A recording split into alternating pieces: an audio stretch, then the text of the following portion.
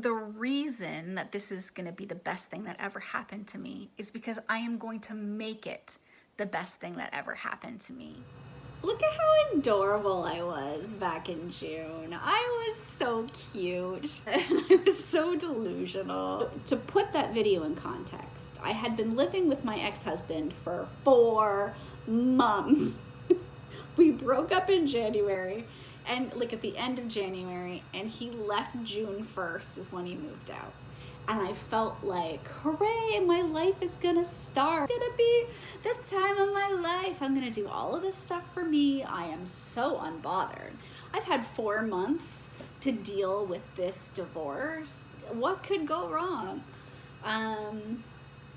Yeah, I thought I was cool with everything. And it turns out what really happened is that I entered a really deep period of reflection and mourning, and I turned into a crazy bitch. I had to grapple with like a lot of truths that happened in our relationship that I couldn't do while I was living with him, because I felt like I was kind of protecting myself and him,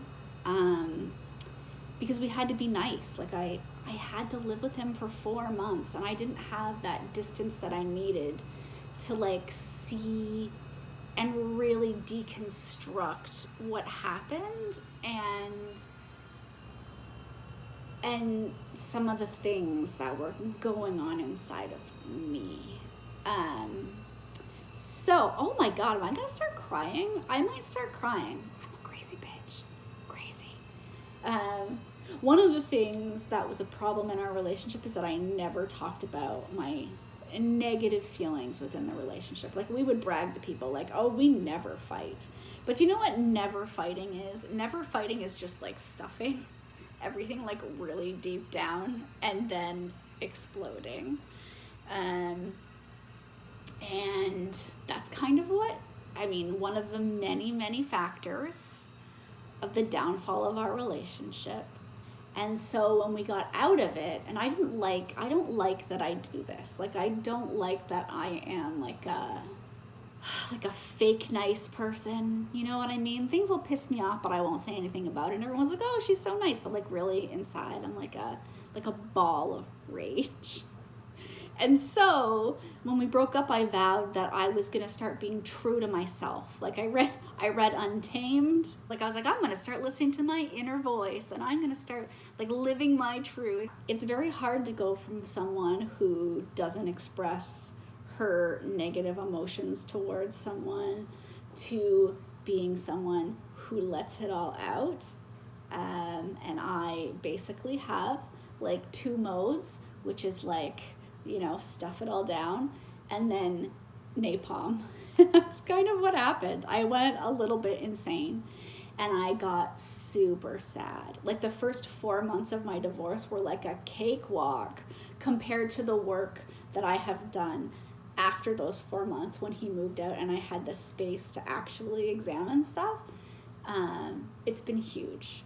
So in June, I thought that I was going to be like this like super zen, you know, self-help following, you know, superwoman. And I was just going to flick a switch, and suddenly my entire life and like who I am on the inside was going to be different. And the truth is, you can't just like flick a light switch and be super zen.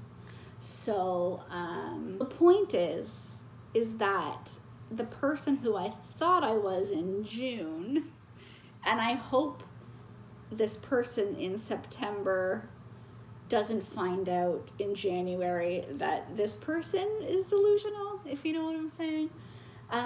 But I think that now I have gotten through that like grieving period to a big extent. And now I'm ready, instead of just kind of like wallowing and thinking about all the things I should have done, should have said, all the things that he should have done and should have said. And now I'm just sort of like, okay, the past is the past and I can't change it. I've thought about it enough.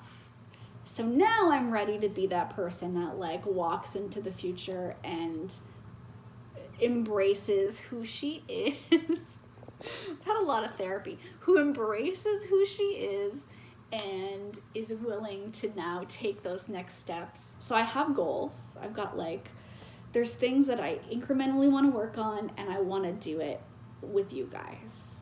So if you're on like a divorce journey, or like even just like a self-improvement journey, I hope that we can kind of like be each other's support systems and really like, you know, do it, girls do it together kind of thing. I hope you'll join me, and I will talk to you next time. Do you hear my washing machine in the background? I'm gonna need to replace that like soon. Do you hear it? Exterminate, exterminate. Hold on, let me take you there. Let's run.